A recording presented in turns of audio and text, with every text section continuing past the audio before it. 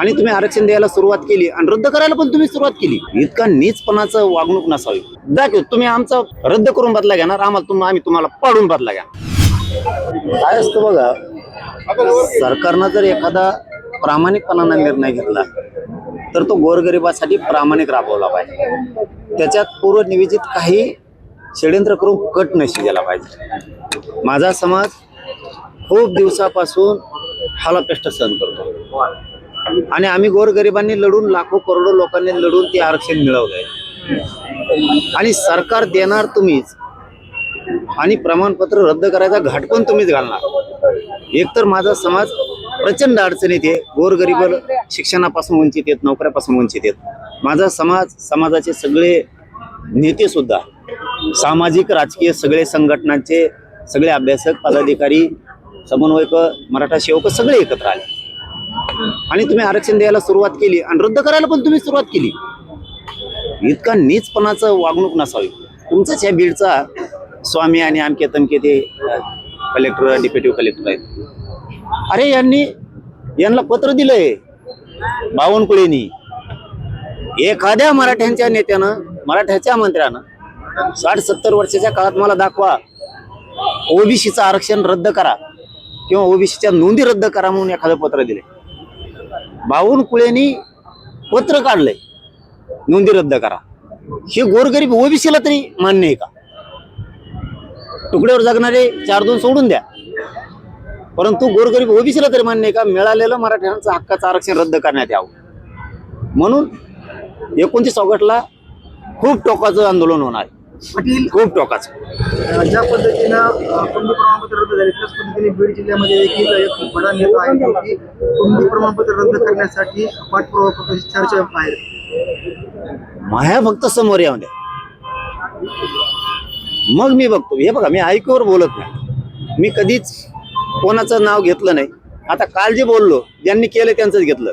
काल मी धन्याचं घेतलं का, भुजबळचं घेतलं का? मी मोहम आरोप करायचे म्हणून कधीच करत नाही कोणावर. चुकल्यावर मी सोडत नाही. कालचे इतके नोंद, अरे जात पडताळणी समितीनं आदेश केलाय व्हॅलिड करा म्हणून, सकाळी रद्द होतं. शिंदे साहेबांचे मंत्री हे काम करणार. आता ठीक आहे, त्यांनी सांगितलंय आता रात्रीपासून त्यांचे खलबतं सुरू आहेत. सकाळी पण होते की आम्ही आमची चूक दुरुस्त करतो, शिंदे साहेबांच्या तिकडून सुरू झालं. आमचं तेच म्हणणं आहे, तुम्ही चूक दुरुस्त करा, आम्हाला बोलायची गरजच नाही.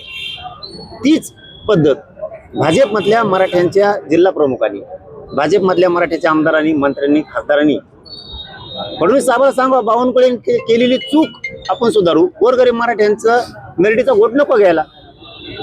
हे शिंदे साहेबाला सुद्धा त्यांच्या महाराष्ट्रातल्या सगळ्या जिल्हा प्रमुखांना सांगावं, सगळ्या आमदार मंत्र्यांनी, खासदारांनी सांगावं की शिंदे साहेब आपल्या मंत्र्यांनी चूक केली, आपण ते सुधारू. आपण जर पाहिलं तर तुम्ही अनेकदा शिंदे तसे नाहीत, शिंदेना सुद्धा इशारा देतो. हे बघा, मला ह्या बोटवर थुका नाही आला. मी केलं म्हणलं की केलंच म्हणतो.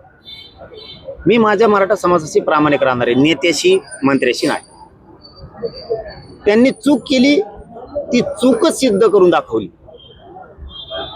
चूक केली तरी बोलत राहून देतो मराठी इकडे फाशीवर सोडून, असं माझ्याकडून नाही होऊ शकत. म्हणजे मला ज्या टोकाला जायचं असेल ती वेळ आली तरी चालत, पण मराठा समाजाचं नुकसान नाही होऊन देऊ शकत. मग जे व्हायचं असेल ते होईल आणि माझी लढायची तयारी त्यांचं कोणत्याही ताकदीने.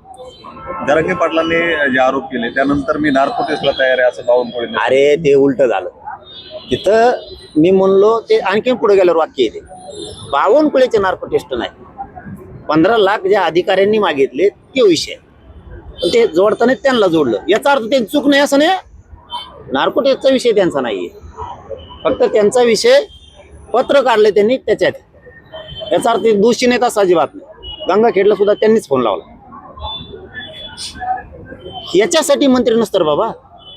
मंत्री कशासाठी असतो? इतकी जात ठसून भरली तो यात. ठीक आहे, बघू आता बावनकुळे काय करतो आणि आम्ही बी मराठवाड्यात, पश्चिम महाराष्ट्रात विधारात काय करतो. दाखव तुम्ही आमचा रद्द करून बदला घेणार, आम्ही तुम्हाला पाडून बदला घ्या. आता तुम्ही भाजपला इशारा देत आहे उमेदवार पाडण्याचा. दुसरीकडे मंगेश हसन यांनी देखील इशारा दिलाय, भाजपच्याच काळात ओबीसीचं नुकसान झालं, हातचं आरक्षण गेलं, राजकीय आरक्षण गेलं, शैक्षणिक आरक्षण गेलं, त्यामुळे आता हे 2029 मध्ये ओबीसी देखील भाजपला हात दाखवतील असं म्हणतात. ते असलेलं मोजतच नाही, मी गिनीतच नाही.